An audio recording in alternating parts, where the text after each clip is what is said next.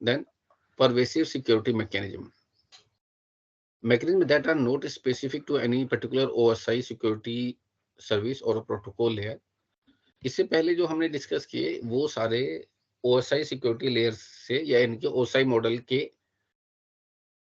ऊपर या उनके लिए बनाए गए प्रोटोकॉल थे जो बेसिकली उसके रिगार्डिंग बात करते थे। लेकिन अब जो मॉडल के डिस्कशन है वो एक जनरल डिस्कशन है जो कि ये बताते हैं कि हर एक सिक्योरिटी मॉडल को, चाहे वो ओसाइल सर्विसेज के ऊपर बेस्ड हो या किसी और मॉडल के ऊपर ही बेस्ड क्यों ना हो, वो इनके ऊपर इन चीजों को उसे फॉलो करना चाहिए टू एनहांस द सिक्योरिटी। तो उनमें से पहला पॉइंट है trusted functionality, that which is perceived to be correct with respect to some criteria, example as established by a security policy। इसका मतलब है जो person trusted functionality, for example person A person B को बात कर रहा है तो वो उसके ऊपर ट्रस्ट करने की पोजीशन होनी चाहिए कि हाँ ये जो इंफॉर्मेशन आ रही है ये बी से ही सही इंफॉर्मेशन आ रही है। That is the trusted functionality. Then security label, the marking bound of to a resource which may be a data unit that name or designate the security attribute of that resource. And event detection of a security relevant event, अगर कोई भी ऐसा point होता है, मान लीजिए कहीं पे देयर इज अ थ्रेट और कोई सिक्योरिटी रिलेटेड इशू आता है, there must be event, some event must be triggered, जिससे एक अलार्मिंग सिचुएशन पैदा हो कि यार हाँ देयर इज अ पॉइंट और सिक्योरिटी कंसर्न है, so that has to be taken cover. Then security audit, data collected and potentially used to facilitate a security audit, which is independent review and examination of system record and activities। देखिए third party audit का एक हमेशा advantage रहता है आज के date में, जैसे कि आपने बड़ी बड़ी कंपनियों में ऑडिट होते हैं तो अकॉर्डिंग टू रूल जो ऑडिट्स होते हैं वो थर्ड पार्टी एजेंसीज को जो इंडिपेंडेंट होती हैं या गवर्नमेंट बेस्ड होती हैं उनके थ्रू करवाते हैं। अब उनका पर्पस क्या है, मान लीजिए कोई एक एमएनसी मान लेते हैं, इन्फोसिस फॉर एग्जांपल। अब इन्फोसिस मान लीजिए कोई अपना जो भी रिकॉर्ड दिखाती है, उसने कितना प्रॉफिट गेन किया, कितना लॉस हुआ या उसको कितने ऑर्डर मिले, उसका प्रॉफिट मार्जिन कितना है या उसके पास कैश इनफ्लो कितना है, ये सारी चीजें अगर सिर्फ कंपनी इंटरनल बताएगी तो हो सकता है वो मार्केट में रूमर्स अपने स्टॉक को मैनिपुलेट करने के लिए, जैसे कई लोग आज की डेट में पोटेंशियल केस आ रहा है, जैसे अदानी का न्यूज चल रही है कि वो इस चीज को मैनिपुलेट कर रहे हैं कि उन्होंने, उनके पास काफी ज्यादा डेप्थ था बट उन्होंने अपने बैलेंस शीट में गड़बड़ी करके दिखाई, इन सॉर्ट ऑफ। तो अब होता क्या है एक्चुअली में इन सिनारियो में, सेम केस सिक्योरिटी के लिए भी एप्लीकेबल है कि जब हम ऐसी कोई ऑडिट कराते हैं किसी थर्ड पार्टी से तो हमारा पर्पस होता है कि वो इंडिपेंडेंटली आके उस सिस्टम को चेक करे और उसके अंदर अगर कोई भी वल्नरेबिलिटी है, कहीं भी ऐसा पॉइंट है जहां से सिक्योरिटी ब्रीच हो सकती है तो उस पॉइंट को कवर करके वो आपको बताए।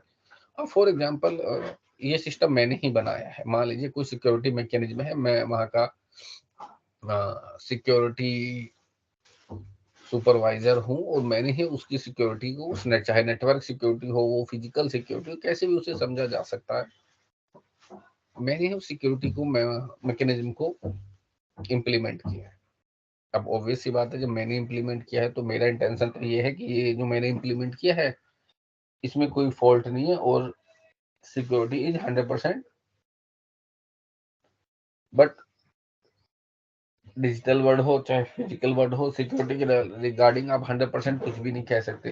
There is no level of 100% in security. तो अब इसको वेरीफाई करने के लिए थर्ड पार्टी क्या कर सकता है, वो किस पॉइंट ऑफ व्यू से देख सकता है कि कहाँ कहाँ पे लूप होल छूटे हुए हैं जो कि इनिशियली उस पर्सन को नहीं दिख रही जिसने ऑर्गेनाइजेशन को इम्प्लीमेंट किया। मान लीजिए अगर मैंने वो सिस्टम को इनबिल्ट किया है तो मुझे नहीं पता चलेंगे, वो पता किसको चल रहा है एक पॉइंट ऑफ व्यू से, वो उसको पता चल रहा है जिसने इस सिस्टम को एस्टेब्लिश किया है। सो then there is a one point called security recovery. Deals with the request from mechanisms such as event handling and management function and take recovery action. The above mechanisms are divided into those that are implemented in a specific protocol layer such as TCP or an application protocol, and those that are not specific to any particular layer or security services. So expert 800 distinguish between reversible encipherment mechanism and irreversible encipherment mechanism. A reversible cipherment mechanism is a simply an encryption algorithm that allow data to be encrypted and subsequently decrypted. While irreversible encipherment mechanisms include hash algorithms and message authentication code, which are used in a digital signature and message authentication application. सो यहाँ पे देखिए, आपको ये समझना है कि जितने भी सिक्योरिटी मैकेनिज्म है ये दो पार्ट्स में एक तरीके से समराइज करते हैं कि दो पार्ट्स में डिवाइड है। एक पार्ट वो है जो सिक्योरिटी को किसी ना किसी प्रोटोकॉल लेयर्स पे लगाता है। आपको पता है जैसे बहुत सारी प्रोटोकॉल लेयर्स होते हैं, एप्लीकेशन लेयर होती है, सेशन लेयर होती है, नेटवर्क लेयर होती है, ठीक है। तो इनमें से किसी न किसी लेयर्स पे वो कोई ना कोई सिक्योरिटी मैकेनिज्म इंप्लीमेंट होते हैं, यानी कि हर एक लेयर से जुड़ी हुई सिक्योरिटी है। जो प्रोटोकॉल है वो हर एक लेयर से जुड़ा हुआ है। तो एक पार्ट तो ये हो गया, और दूसरे कुछ प्रोटोकॉल्स ऐसे हैं जो कि जर्नल है, यानी कि वो किसी भी लेयर बेस्ड प्रोटोकॉल नहीं है, वो जर्नल प्रोटोकॉल्स है और एप्लीकेबल है इन एवरी सिनारियो। तो दो पार्ट्स में हो गए, एक तरीके से लेयर बेस्ड प्रोटोकॉल और नोट लेयर बेस्ड प्रोटोकॉल। एक तो ये बात निकल के आती है। देन एक और इसमें पॉइंट है कि जो ये टेक्निक है साइफर, जो टेक्निक है चेंज करने की एनसाइफरमेंट की, ये भी दो तरीके से की है।